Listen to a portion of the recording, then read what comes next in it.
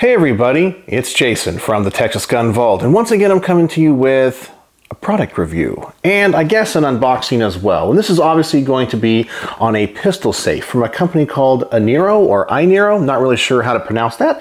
The model number is the HX-012. Now I have reviewed one of their pistol safes in the past, and they contacted me again and said, hey, we have a new model out. Now this one I think is portable in that it has a handle and has a couple of different levels in it, but we'll have to see. But as far as I can tell from the pictures, and I have not opened this box yet, I believe it's going to come with the same RFID technology, the same fingerprint scanning capability, and a numerical lock as well, and probably a key to access it in case the batteries go down. So I do know there's a lot of different options. Now, when it comes to these safes, I know there's always going to be the critics out there and say, well, it's susceptible to a brute force attack, or it can be opened. Well, I think every safe, especially something that's small and portable, can be opened with enough willpower, obviously. But hopefully this is a safe that I feel you're going to be able to take with you maybe on trips or put in your car. And while it is not 100% foolproof, it definitely would keep unwanted hands off of your firearms, definitely temporarily. And as long as this thing is not left by itself for a long period of time, you'd probably be pretty safe having it around. But let's go ahead, let's adjust the camera, let's unbox this thing, let's see what it looks like, and see what the features are.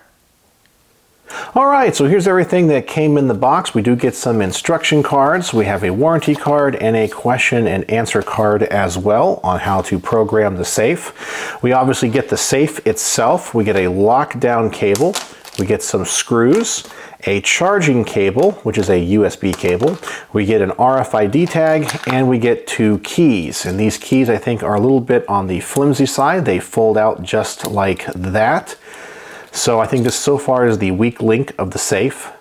Now the whole point of these is that you're not really going to use them all that often unless the batteries inside run out, but you can always charge it. So then let's take a look here at the outside of the safe. It does seem to be well built. It's all made of aluminum. I definitely think the build quality of the safe is nicer than the last one that I reviewed, where I felt like the gauge of the metal was a little bit thin, especially on the top, and the door seems to be pretty secure and it doesn't bend like the other one. We do have a carry handle on the side that does come out. I do like that, and as I mentioned, I believe this safe is designed more for traveling than anything else. So let's go ahead and open this safe. We'll take the key and turn the lock, and that door opens pretty positively there.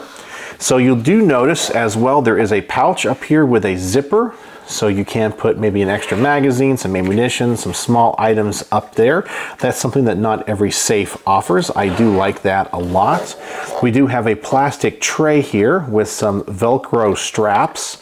On one side here we do have this foam insert, and this has those little foam squares that can be removed, probably to secure a firearm in there to make sure it's always surrounded by foam. I think the downside to this would be that once you remove those squares and fit it to a particular gun, you're kind of stuck with that gun because you can't put the squares back in if you wanted to change the gun, if it was smaller or bigger or any of that. But you can also remove this foam insert as well, and you can just use the tray either way. So that's kind of nice, gives you a lot of different options. The interior of this safe, I think, is a little bit lacking in that the foam is pretty darn thin. You can take up this first layer, then you can see all this hardware here where you do have that handle that comes out. And so you do have some metal screws in there, and this seems to be relatively thin. I don't think it would scratch or damage your gun, but I would want it to be a little bit thicker than that. But this is something that you could probably add on yourself if you go to maybe a hobby store and buy some thicker foam. So that's something that I might want to do. The safe itself does have a blue light in it. I don't think it's going to come across on camera, but it is up in here. So now let's talk about how to program this safe. And besides the key, there are 3 ways of entering the safe. You have a numerical pad, a finger pad, and an RFID tag. So the first thing we have to do is clear the memory of the safe. And there's going to be 3 buttons in here. One that says OK, one that says set, and one that says exit. And to clear the memory of the safe, you push the OK button 3 times. Operation successful. And that means the memory has been cleared. Then we're going to push the set button, and then we're going to go through the programming of the numerical keypad, the fingerprint ID, and the RFID. Please enter new administrator password. So we'll just make a simple one right now. 5, 4, 3, 2, 1. Then come in here and push the OK button. Please enter new administrator password again. Do it again. So all you got to do is follow these prompts. And then push OK. Password set successfully. Please register fingerprint. Now we do the fingerprint. Enter finger. And we do this a number of times. Fingerprint registration successful. Please register your card. So now we have the fingerprint in there. So now let's do the RFID. Card registration successful. Exit settings. All right, so the safe should be programmed. So let's test it out here. Let's go ahead and do the numeric keypad first. So 5, 4, 3, 2, 1. All right, so that works.